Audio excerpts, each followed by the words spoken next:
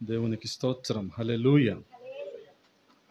మన ప్రభువును ప్రియరక్షకుడైన యేసుక్రీస్తు శ్రేష్టమైన నామంలో నేటి ఆరాధనకు కూడి వచ్చిన మీ అందరికి కూడా నా హృదయపూర్వకమైన వందనాలు తెలియజేస్తా ఉన్నాను. దేవుని మహాకృప కనికరాలను బట్టి దేవుడి రీతిగా సజీవుల సంఖ్యలో ఉంచి మరొక ప్రభు దినాన ఆయన సన్నిధిలో మనం కూడి ఉండటానికి ప్రభువు సహాయము చేశారు. హల్లెలూయా. ఈ సమయంలో లేఖనాల నుంచి ఒక మాటను ధ్యానం చేసుకుందాం. యోహాను సువార్త 11వ అధ్యాయము. యోహాను సువార్త 11వ అధ్యాయము 35వ వచనాన్ని చదువుదాం. యేసు కన్నీళ్లు విడిచెను. ప్రార్థన. మమ్ములను అతి మిక్కిలిగా ప్రేమించిన మా ప్రియ పరలోకపు తండ్రి, ఉదయకాల సమయంలో మీ పాద సన్నిధి చేరటానికి మీరు చూపిన కృపను బట్టి స్తోత్రాలు. గడచిన కాలమంతా మీ రెక్కల నీడలో భద్రపరిచారు. క్షేమాన్ని సమృద్ధిని మాకు అందించారు. స్తోత్రాలు.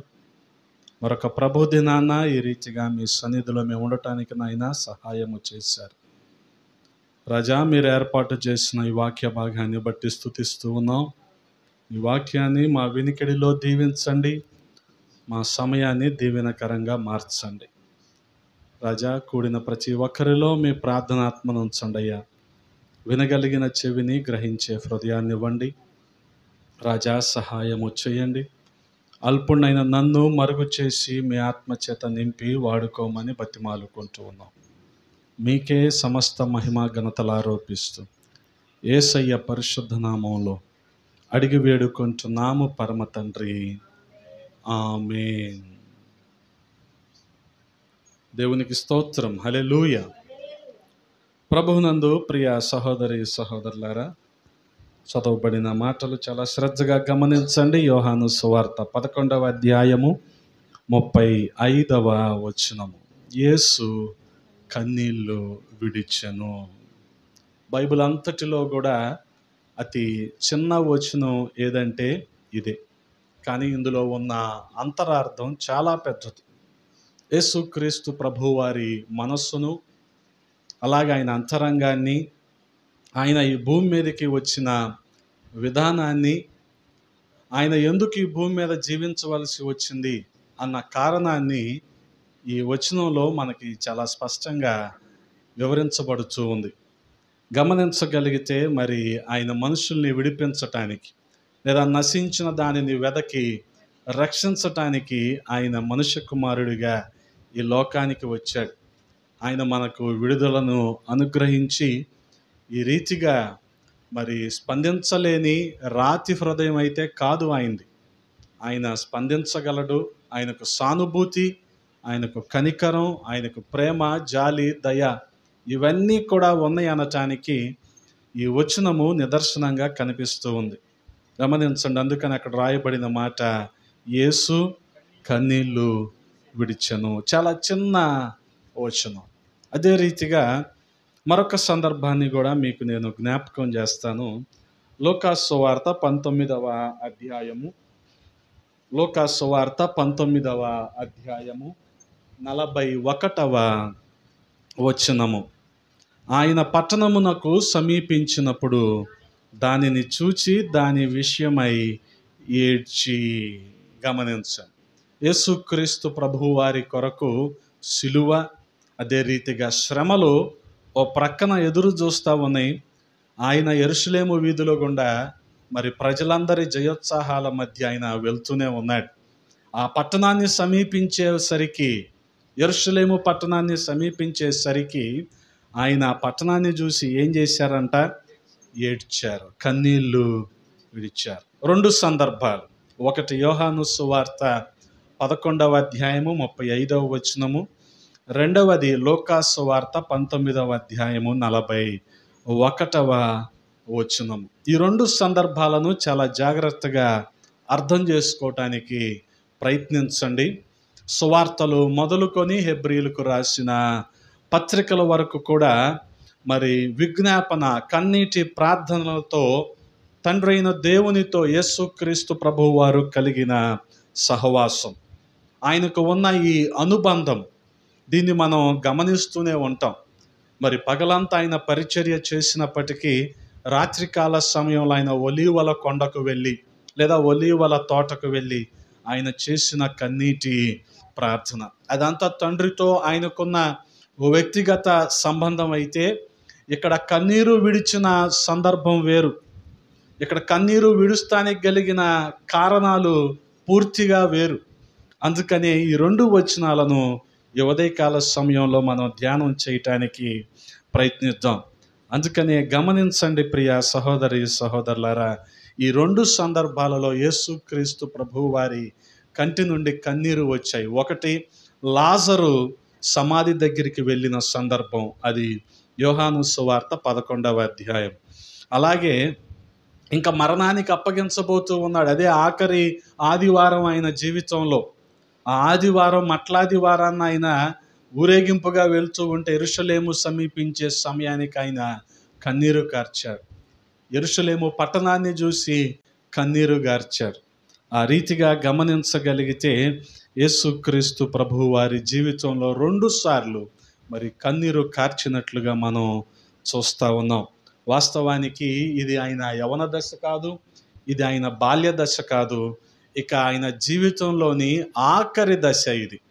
ఇక సిలువకు అప్పగించబడబోతూ ఉన్నాడు ఇంకా 4-5 రోజుల్లో, అంటే ఇది జీవితానికి ఆఖరి దశ. వాస్తవానికి మనిషి వయసు రీత్యా ఎదుగుతూ ఉన్నాడు అనుకోండి, కన్నీరు వస్తుందా? రాదు.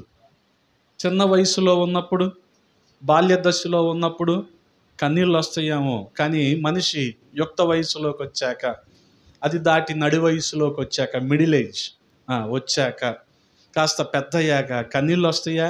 రావు. కానీ యేసుక్రీస్తు ప్రభువారు ఆయనలో ఉన్న కనికరాన్ని ఈ కన్నీరు మనకి చూపిస్తూ ఉంది. ఆయన యొక్క జాలి, దయ, కనికరం ఈ కన్నీటి ద్వారా మనం అర్థం చేసుకోవచ్చు.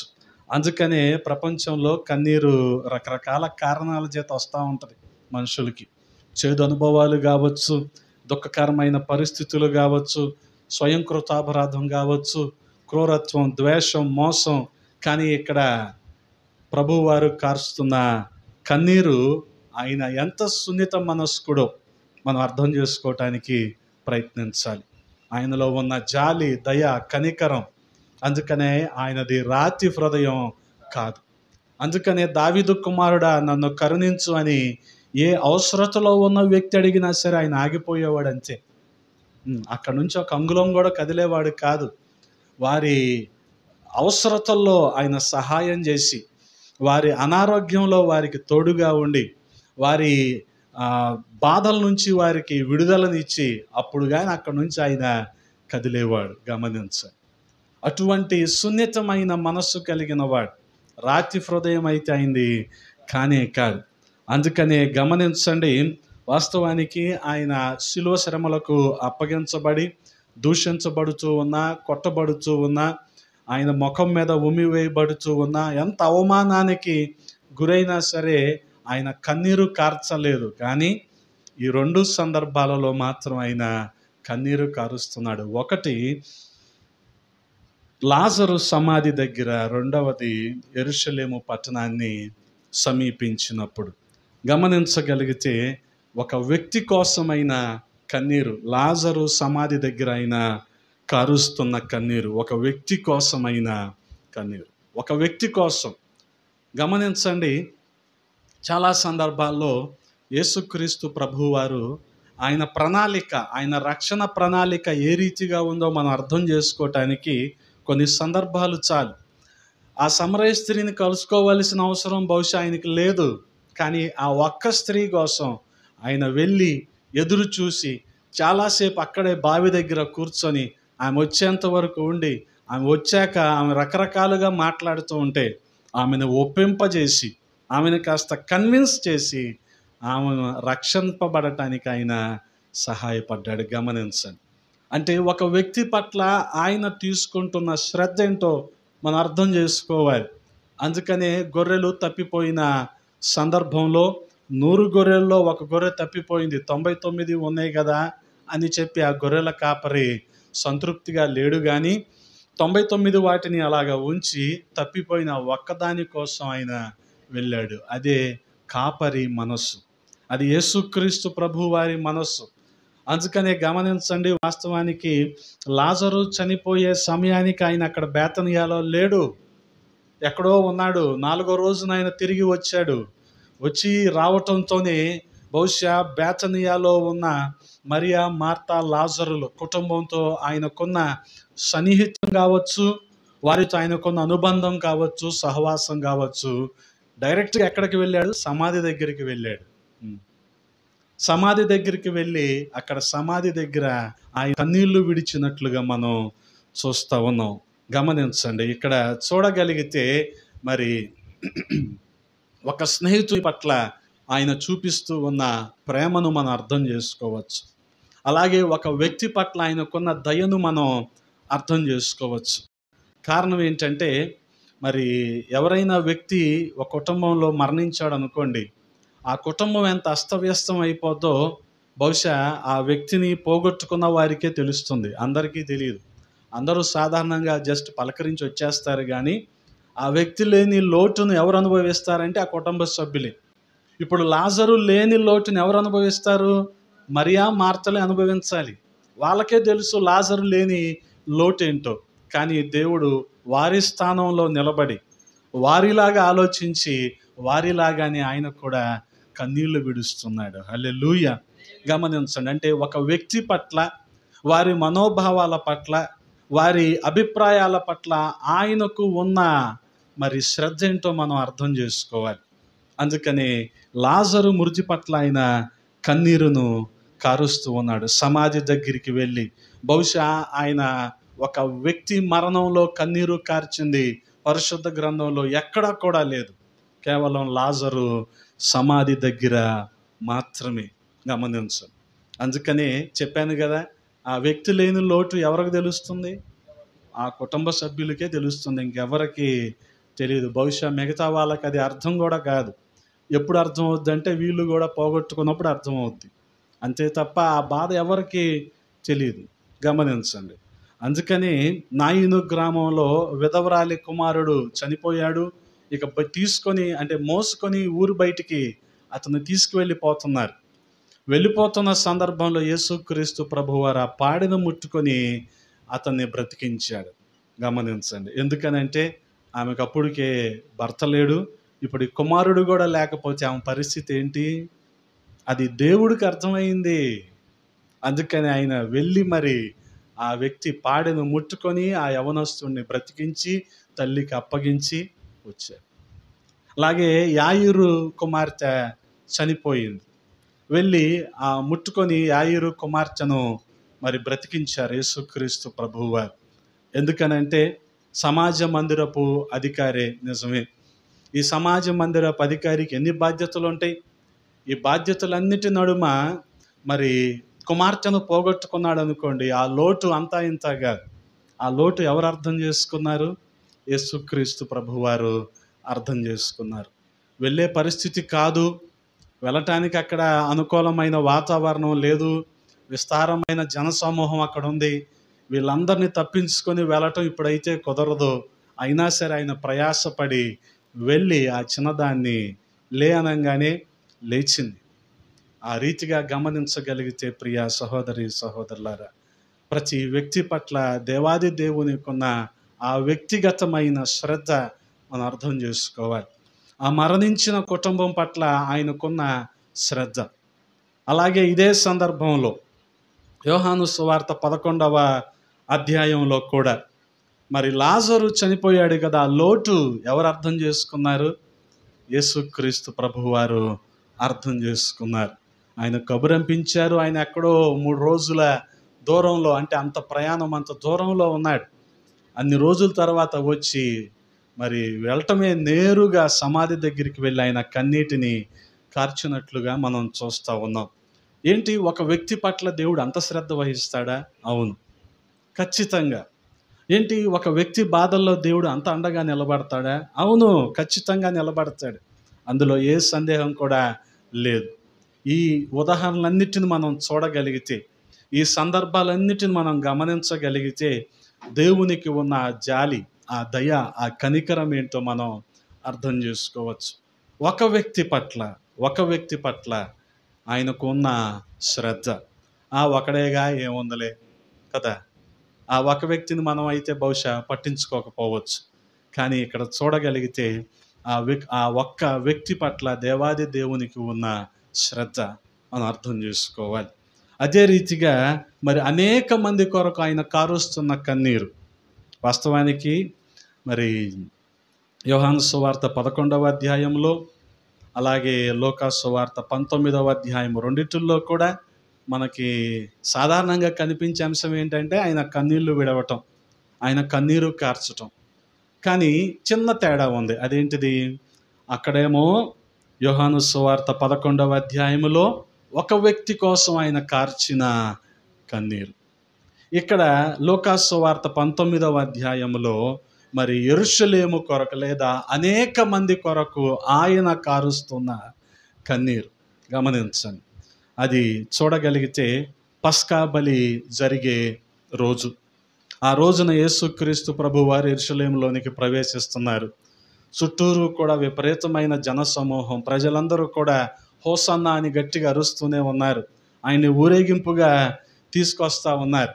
గమనించండి. మరి బహుశా చిన్నపిల్లలు నాట్యాలు చేస్తూ ఉండుంటారు, పెద్దలు ఊరేగింపుగా వెళ్తూ ఉండుంటారు, సైనికులు కూడా అంత పహారా కాస్తూ ఉండుంటారు. ఇది అక్కడ జరుగుతున్న సందర్భం.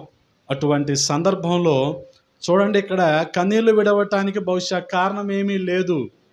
గమనించండి, కన్నీరు విడవటానికి మనం ఇక్కడ వాక్యరీతిగా చూడగలిగితే కారణం ఏం కనపట్టలేదు. అక్కడ కన్నీరు విడిచాడంటే అక్కడ లాజరు చనిపోయాడు కాబట్టి ఆయన కన్నీరు విడిచాడు.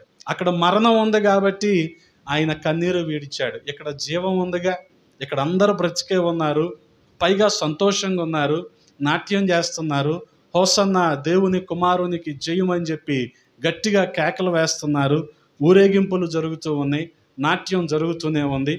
ఇటువంటి పరిస్థితుల్లో ఆయన కన్నీరు విడవటానికి కలిగిన కారణం ఏంటి? బహుశా వాక్యంలో రాయబడకపోతే, అసలు రాసి లేకపోతే మనం కూడా ఏమనుకునే వాళ్ళం అంటే ఒలీవల తోటలో కూడా ఆయన కన్నీరు కార్చాడు అనుకునే వాళ్ళం. అవి కన్నీరు కాదు. అదేంటిది? ఆయన చెమట రక్తముగా మార్చబడిన సందర్భం. అందుకని గమనించండి, యెరూషలేము సమీపించేసరికి ఆ పట్టణాన్ని చూసి ఆయన చేసిన పనేంటి?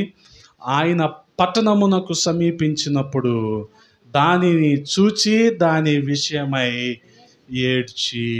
గమనించండి, అనేకుల కొరకైన కన్నీరు ఇది, అనేకుల కొరకైన కన్నీరు. వాస్తవానికి ఆయనకున్న కనికరం, ఆయన ప్రేమ, ఆయన జాలి, ఆయన దయంతో ఈ కన్నీటి ద్వారా మనం అర్థం చేసుకోవాలి. అందుకనే గమనించండి, లాజరు చనిపోయినప్పుడు బహుశా ఆయన ఆత్మలో మూలిగి ఉంటాడు, ఆయన ఆత్మలో రోధించి ఉంటాడు, అయ్యో ఇలా జరగటానికి వీల్లేదే అని. అందుకని లాజరును బ్రతికించిన తర్వాత ఆయన అన్నమాట ఒకటే, పునరుద్ధానాన్ని నేనే, జీవమును నేనే. గమనించండి, అక్కడ ఆ అద్భుతాన్ని బట్టి తన భవిష్యత్ ప్రణాళిక ఏంటో అక్కడ ఉన్న ప్రజలందరికీ కూడా ఆయన తెలియజేశారు. ఆ రీతిగా ప్రియ సహోదరి సహోదరులారా, చూడగలిగితే ఇక్కడ అది ఆదివారం చెప్పాను కదా, అది మట్లాదివారం. ఇక యేసుక్రీస్తు ప్రభువు వారి జీవితంలో ఆఖరి ఆదివారం. ఎవరి పనుల్లో వారు నిమగ్నమై ఉండిపోయారు. కానీ చూడగలిగితే యేసుక్రీస్తు ప్రభువు వారు యెరూషలేము పట్టణాన్ని చూసేసరికి ఆయన కన్నీరు కారుస్తూ ఉన్నాడు. ఆయన యెరూషలేము పట్టణాన్ని గురించి ఏడుస్తూ ఉన్నాడు. అదేంటి? ఇక్కడ జీవం ఉందనుకున్నాం కదా, అందరూ కూడా సంతోషంగా ఉన్నారు కదా, మరి ఎందుకు ఆయన ఏడవాల్సి వచ్చింది? జాగ్రత్తగా గమనించండి. అక్కడ లాజరు చనిపోయాడు, అక్కడ మరణం ఉంది కాబట్టి ఆయన ఏడ్చాడు, కన్నీళ్లు విడిచారు. కానీ ఇక్కడ అన్నీ కూడా బాగానే ఉన్నాయి, సంతోషకరంగానే ఉన్నాయి. కానీ ఆయన ఇక్కడ కన్నీరు విడుస్తున్నట్లుగా మనం చూస్తూ ఉన్నాం. కారణం ఏంటంటే ఆ పట్టణాన్ని చూసినప్పుడు ఆయన ఏడ్చాడు. వాస్తవానికి యేసుక్రీస్తు ప్రభువారు మరియా మార్తలతో ఉన్నారు. అదే రీతిగా లాజరుతో కూడా ఆయన సహవాసాన్ని కలిగి ఉన్నాడు. కాబట్టి లాజర్ని పోగొట్టుకున్న బాధకు గాను, మరియా మార్తలు కారుస్తున్న కన్నీరుకు గాను, వారితో పాటు మరి ఆ సంతాపాన్ని ఆయన పంచుకోవాలి అన్న ఉద్దేశంతో అక్కడ ఏడ్చాడు అంటాం బహుశా తప్పు కాదు. కానీ గమనించండి, మరి ఇక్కడ అందరూ కూడా నవ్వుతున్నారు కదా, అందరూ కూడా కోలాహలంగా ఊరేగింపుగా యెరూషలేముకు బయలుదేరి వెళ్తున్నారు కదా, ఆయనను గాడిద మీద చక్కగా ఊరేగించుకుంటూ తీసుకెళ్తున్నారు కదా. కానీ యెరూషలేము సమీపించే సమయానికి యేసుక్రీస్తు ప్రభువారు కన్నీరు కార్చినట్లుగా మనం చూస్తూ ఉన్నాం. అందుకనే గమనించగలిగితే ప్రియ సహోదరి సహోదరులారా, ఆయన హృదయ వేదన, ఈ యెరూషలేము పరిస్థితి ఏంటి? అనేకులు ఉన్నారు యెరూషలేములో, వారికి బహుశా దేవాది దేవుని ప్రణాళిక ఏంటో అర్థం కావటం లేదు. ఆయన కొద్ది రోజుల్లో సిలువకు శ్రమలకు ఆయన అప్పగించబడబోతూ ఉన్నారు. అప్పగించబడిన తర్వాత యెరూషలేము వారి పరిస్థితి ఏంటి కదా, యెరూషలేము వారి పరిస్థితి ఏంటి? కొన్ని సందర్భాల్లో అనిపిస్తుంది, ఈ వచనాలను చదువుతూ ఉన్నప్పుడు కొద్దిగా 70, 80 సంవత్సరాలు దాటిన వృద్ధుల్ని ఎప్పుడైనా గమనించండి. వారిని మీరు పలకరించిన వెంటనే వాళ్ళు ఏం చేస్తారు? మీరు వాళ్ళని పలకరించడానికి వెళ్తారు. ఎవరిని చూసిన వాళ్ళు ఏం చేస్తారు? ఏడుస్తారు. ఎందుకు ఏడుస్తారు? ఎందుకు ఏడుస్తారు? ఆ కారణం మీరు చెప్పగలిగితే, ఇక్కడ యేసుక్రీస్తు ప్రభువు వారు యెరూషలేమును ఎందుకు చూసి ఎందుకు ఏడ్చారో మనకు అర్థమైపోతుంది. ఎందుకు ఏడుస్తారు వాళ్ళు? రకరకాల కారణాలు. అయ్యో పలానాది సాధించలేకపోయానే, పలానాది చేయలేకపోయానే కదా, అయ్యో నేను చనిపోయాక ఇలా పరిస్థితి ఏంటి, ఇటువంటి బాధ ఉంటుందా? ఉంటుంది వాళ్ళకి కదా.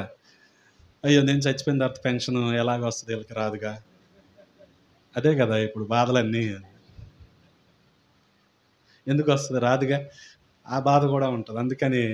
అందుకని ఎవరు వచ్చినా సరే, ఎవరిని చూసినా సరే వాళ్ళు ఏడవటం మొదలు పెడతారు. కానీ ఇక్కడ యేసుక్రీస్తు ప్రభు వారు గమనించండి, ఆయనకి ఏ అసంతృప్తి లేదు, కానీ యెరూషలేము పట్ల అయితే ఆయనకు ఒక బాధ్యత ఉంది. యెరూషలేము పట్ల ఆయనకు ఒక బాధ్యత ఉంది. యెరూషలేము ప్రవర్తించిన తీరు, యెరూషలేము వారు ప్రవక్తలతో ప్రవర్తించిన తీరు, ఇవన్నీ ఆయన బాగానే గ్రహించాడు. దాన్ని బట్టే యేసుక్రీస్తు ప్రభు వారి మరణం తర్వాత, సిలువ మరణం తర్వాత వీళ్ళ పరిస్థితి ఏంటి, రోమా ప్రభుత్వం వీళ్ళని ఏం చేయబోతా ఉంది, వీటన్నిటిని ఆయన జ్ఞాపకం చేసుకుంటూ ఆయన యెరూషలేము పట్టణాన్ని గురించి ఆయన కన్నీరు కార్చినట్లుగా మనం చూస్తూ ఉన్నాం.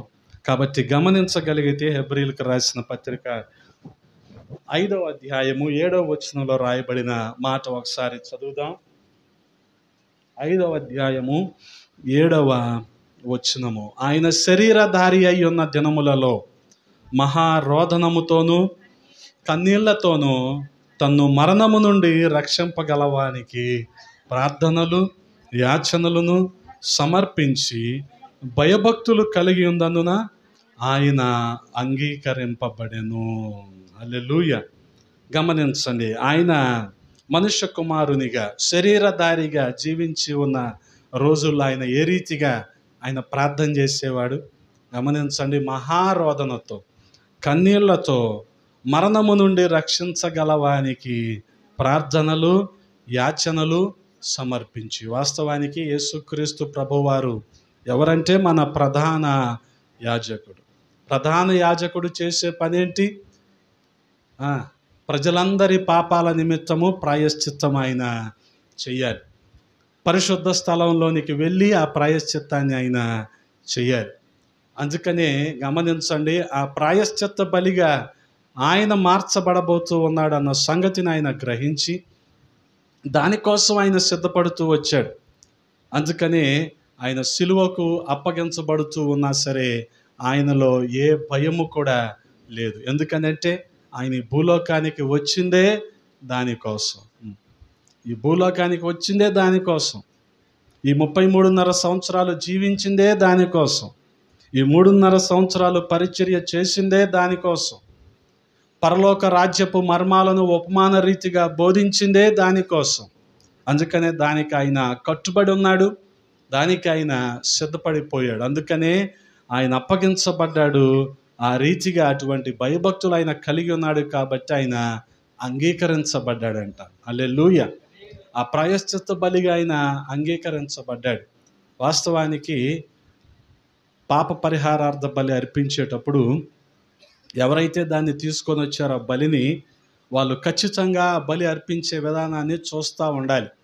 ఎందుకనంటే వాళ్ళకు అనిపించాలి, ఆ స్థానంలో నేను కదా ఉండాల్సింది, నాకు బదులుగా మూగ జంతువు బలైపోతుంది అని వాళ్ళకు అనిపించాలి, గమనించాలి. అందుకని తప్పు చేసింది మనమైతే, పాపం చేసింది మనమైతే, మనకు బదులుగా శిక్ష అనుభవిస్తుంది మాత్రం యేసుక్రీస్తు ప్రభువారు. అది కూడా గవిని వెలుపల ఆయన శ్రమ పొందాడు. ఊరి వెలుపల ఆయనను సిలువ వేశారు. ప్రపంచమంతా చూసే విధంగా ఆయనను సిలువ వేశారు. గమనించండి.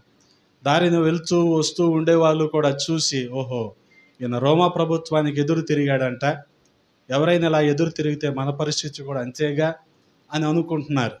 కానీ వాస్తవానికి ఆయన బలి అయిపోతుంది లోక పాపాల నిమిత్తమే. దీన్ని గ్రహించింది మొట్టమొదటిగా యోహాను భక్తుడే. అందుకనే యోహాను సువార్తలో మరి మిగిలిన సువార్తల్లో చెప్పబడని కొన్ని మర్మాలు, మరుగై ఉన్న సత్యాలు మనకు వివరించబడుతూ ఉన్నాయి. అందుకనే గమనించండి, ఆయన శరీరధారి ఉన్న దినాలలో మహారోదనముతోనూ కన్నీళ్లతోనూ తను మరణము నుండి రక్షింపగలవానికి ప్రార్థనలు యాచనలను సమర్పించి భయభక్తులు కలిగి ఉన్నందున ఆయన అంగీకరింపబడెను. హల్లెలూయా. గమనించండి, ఆయన అంగీకరించబడ్డాడు. పాప పరిహారార్థ బలిగా ఆయన అంగీకరించబడ్డాడు. ప్రధాన యాజకుడిగా ఆయన మన నిమిత్తము బలిని అర్పించి ఆ రీతిగా మన పాపాల నుంచి ఆయన మనకు విడుదలను అనుగ్రహించారు. హల్లెలూయా, హల్లెలూయా. ఆయన శ్రమ పొందకపోతే, ఆయన సిలువలో మరణించకపోతే మనకు విమోచన, విడుదల అనేది లేనే లేదు. అందుకనే ఈ రోజున మనం పాపాల నుంచి విడిపించబడి మరి ఆయనను తండ్రి అని పిలవగలిగే మరి అర్హతను మనం సంపాదించుకున్నాం.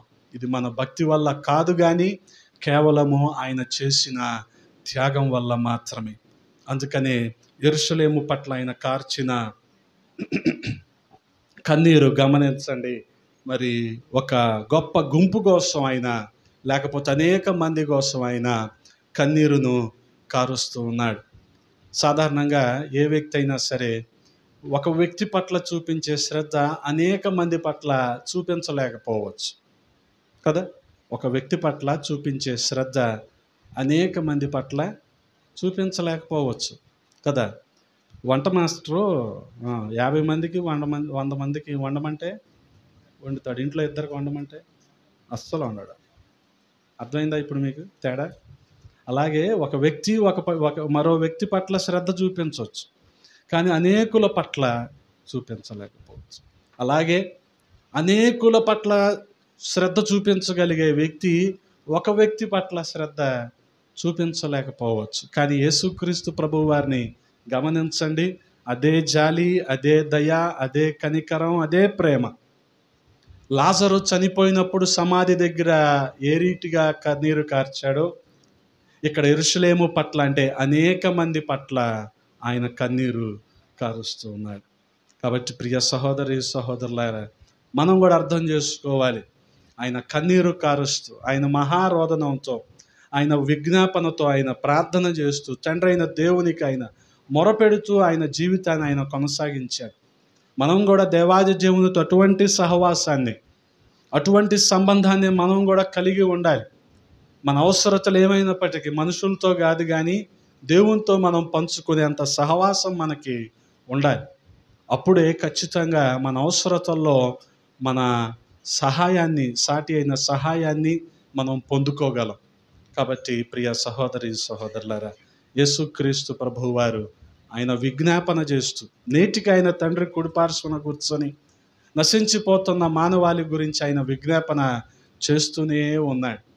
కారణం ఏంటంటే ఎవరు నశించిపోవటం ఆయనకు ఇష్టం లేదు కాబట్టి. ఆయన మనస్సు అది. మనం కూడా అటువంటి మనస్సునే కలిగి ఉండాలి. అప్పుడే మనం ఆయన పోలికలో ఆయన స్వరూపంలోనికి మార్చబడతాం. అటువంటి సహవాసాన్ని మనము కలిగి ఉందుము గాక. ఆమేన్. తలలు వంచండి, ప్రార్థన చేసుకుందాం. పరిశుద్ధుడా, ప్రేమ కలిగిన తండ్రి, ఈ ఉదయకాల సమయంలో కొద్ది మాటలు ధ్యానించటానికి నైనా మీరు చూపిన కృపను బట్టి స్తోత్రాలు. రాజా, సహాయము చేయండి. నైనా విన్న మాటలు మా హృదయంలో భద్రపరచండి, నీరు కట్టి ఫలింప చేయండి. లాజరు సమాధి దగ్గర మీరు ఏ రీతిగా కన్నీరు కార్చారయ్యా, యెరూషలేమును చూసి కూడా మీరు కన్నీరును కారుస్తూ ఉన్నారు. కన్నీరు కారుస్తూ మహారోదనతో మీరు చేసిన విజ్ఞాపన అనేకులను రక్షించటానికి నాయన అది సహాయపడింది. ఆ రీతిగా మేము అనేకుల నిమిత్తం ప్రయాసపడి వారిని నాయన రక్షించుకునే భాగ్యాన్ని మాకు దయచేయమని యేసయ్య పరిశుద్ధ నామంలో అడిగి వేడుకుంటున్నాము పరమ తండ్రి. ఆమేన్.